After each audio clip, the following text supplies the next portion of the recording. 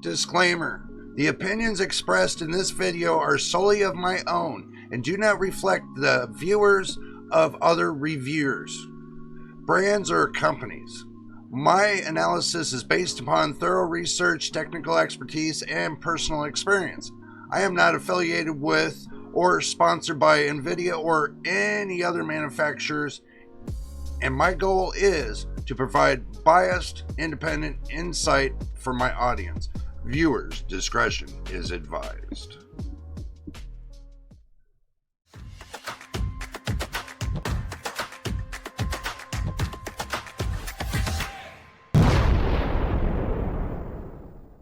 RTX 50 series black screen issues. This has been something that's been going on and on and on for ever since Nvidia's been kind of screwing up on their drivers.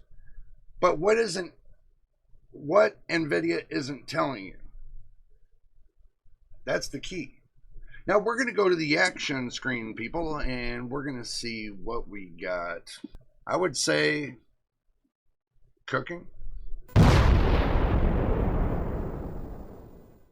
Now we made it to the action screen. There's some things that I was checking into because I told you guys I was going to deep dive into this. I found some notes. I know this is probably going to pass around sooner or later, but I found some notes from Nvidia's website, and I know this was passed around. Nvidia GPU UEFI firmware update tool for RTX 5060 series. Firmware update tool. Okay, I want you guys to just absorb this a little bit. Okay, while you're absorbing it like a Scott's towel or a wet napkin, I want you to take this very seriously and think about why do they need to update the BIOS in the graphics card? Why? This is from the future to the past, kind of cutting in between. And we're going to take and put a little more commentary to this video. So stick around. Let's get back to it. To ensure compatibility with certain motherboard BIOSes, an update to the Nvidia GPU firmware may be required. Without the update, GeForce RTX 5060 series card in certain legacy motherboards could experience black screen on reboot. This update should only be applied if blank screens are occurring on reboot. So now I want you guys to let that sink in for a moment. Okay, let it sink in for a moment. For what they were saying is basically that you have to update the firmware on your GPU if the black screening is on the reboot and it's occurring every time. From what they're saying is you got to go back to old school to where you got to make this a secondary graphics card and you got to put in a primary graphics card. The reason why is because you need to do a firmware update on your graphics card. I'm going to tell you guys something. With the firmware update, I'm going to claim no responsibility to it whatsoever. That's something that's going to be on you if you're having this issue. I would suggest to get with customer support with Nvidia if this is what's going on. I'm not sure, looking at this documentation, if it's part of the issue that everybody's having around the world with the 50 series or part of the 40 series. If this is true and there is a firmware issue on Nvidia's graphics cards for part of the 40 series and 50 series, this would explain why you're having driver issues. And I told you guys I was going to dig, and I was going to keep digging until I got some kind of answer. So let's go back to the action screen and fulfill this answer. Okay, so it tells you to download the firmware tool and Nvidia firmware update tool will detect whether firmware update is needed, and if it's needed, will give the user an option to update it. If you currently are experiencing blank screen, well, that should be black screen, during reboot, please try one of the following workaround tools. Completely power down your system before booting. So that means a 15-second to 30-second shutdown. Ensure you are using the latest SBIOS from your motherboard vendor. Basically, make sure your motherboard BIOS is up to date. That could be one of the purposes that you're having a problem with it too. Ensure that you are using UEFI boot mode and not legacy CSM. Compatibility support module. Okay. CSM, compatibility support module. Boot using an alternative graphics card source, secondary card, or integrated graphics. After powering on your system, wait for your operating system to load with the graphics drivers installed. I'll leave a, you know what, I'm going to leave a link to this article in the video description below, so that way you guys can read the full detail of it. Maybe you'll find something I might not be able to find something, you know, but you should be able to find everything you need in here if you're having this kind of issue. But this is what I gathered up while I was doing this. Okay.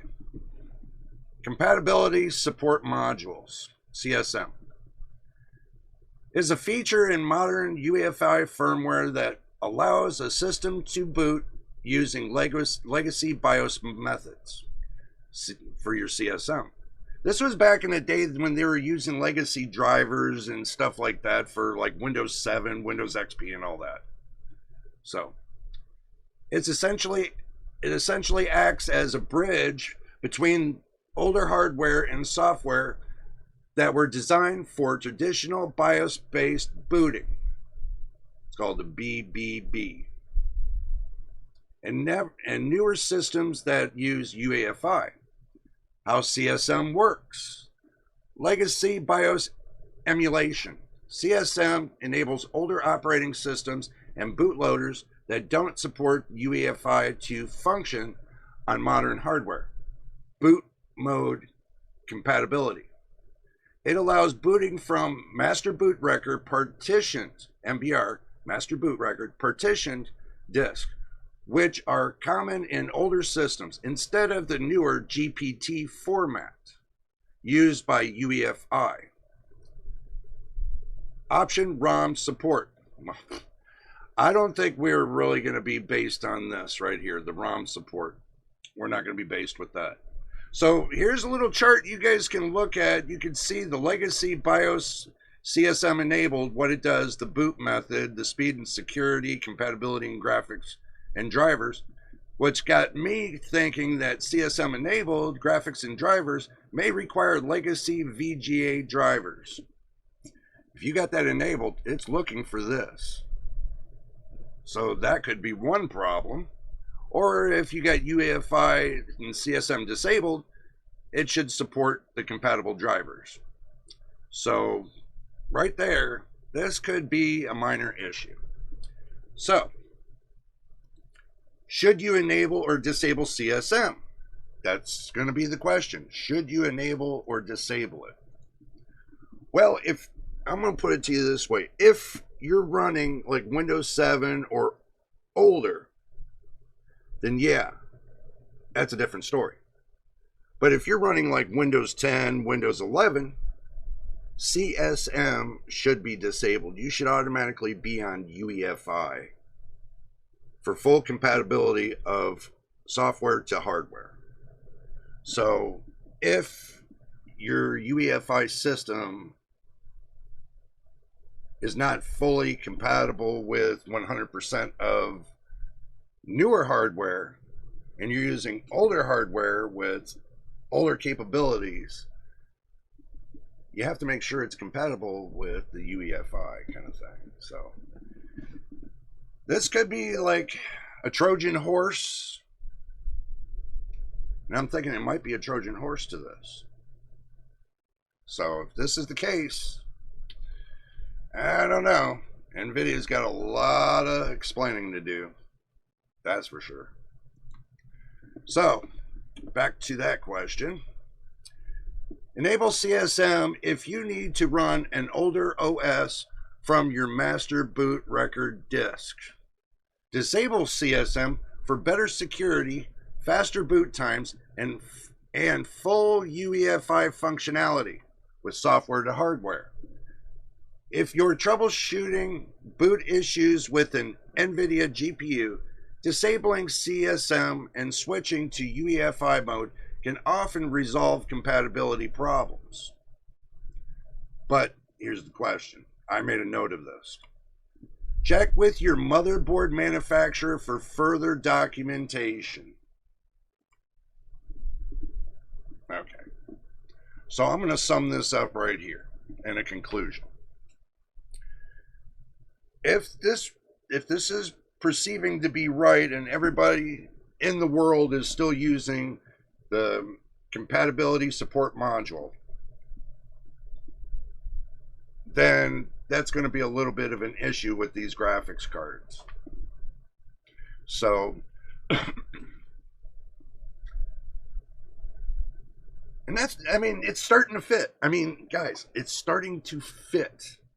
Some people are having problems, some people are not. It's starting to fit in the realm of, don't forget your drink and snacks. And don't forget to hit the subscribe button, become a member today of the channel. But if you want to join and become a real true hero and a member of the channel, just hit the join button. Yeah, I know you guys are saying, well, you know, I don't know. But you want to help us grow and you want to help us, you know, get more great information like this, you know, to do research and everything else, you know, I mean, time is money, you know. A little bit of help here and there does help, guys. So you want to help support the channel, and you can help support the channel. But anyway, back to my thought that I broke and kind of went out the window. But if you're not supporting an old hardware, and you've moved up to the UEFI world, okay, from the older BIOS to the newer, and you're running somewhat of a little bit of a mix older and newer hardware, then make sure that mix that you did is compatible with the UEFI BIOS that you need to run these graphics cards. If not, and you're running CSM, which would be crazy, you know, or you're not running SAMs in the BIOS, and we'll get that to another video. We'll talk about that. But if you're not fully set up and correct in your BIOS, then this could be one of an issue that's presenting itself with the newest drivers from Nvidia. So the solution to this problem is fix your CSM, check, make sure your motherboard BIOS is up to date, and before you go to tinker with the firmware in your graphics card, I would do all the obvious things first and get everything rebalanced and make sure everything's working correctly with the current software you have with Nvidia. And if this was the problem the whole time, and you go and you correct everything, and then you go into Windows, and then you update your software, just to run a test so you don't have to mess with your firmware, and you run a test on Windows, and you update your software, and it updates beautiful, then you knew what the problem was. You knew your BIOS wasn't set up correctly. See, remember, guys, the BIOS on these new motherboards, the UEFI motherboards, some of them come set with CSM already on. So you have to check for that. Mine's off. Mine is off. So this could explain a lot of things, but you know what? I'm still digging into it. Don't quote me on it. This is just information I found that I'm sharing with you guys today. So I'm bringing it to you, and if I find out more information, I'll definitely do an update on this. But this is an update for the 50 series and part of the 40 series if it is the issue. So this gives you guys a path to start looking down in case this is the issue, or that if your SSD, your M.2 SSD is set on master boot record, or it's set on GPT. Now, if it's not set on GPT and it's set on master boot record, that could promote another problem too. Because if you're not running in a full UEFI kind of thing, you're kind of slowing yourself down. But to get to that point to where you can transfer it to GPT, yeah, that was another issue that Microsoft should have made a lot easier to do, which they didn't, and they didn't make that easy. So, but anyway, if I get more information, I'll let you guys know. But if you made it to the end of the video, hit the subscribe button, hit the like button. Don't forget about the notification bell so you know when I post the next video. And don't forget, if you want to become a member of the JJ's PC Build family, hit the join button. It's not expensive. It's a monthly thing. But, you know, that's if you want to. You want to help out the channel? Hit the join button. But until the next time, in the next video, you know who it is, and we'll see you on the next one.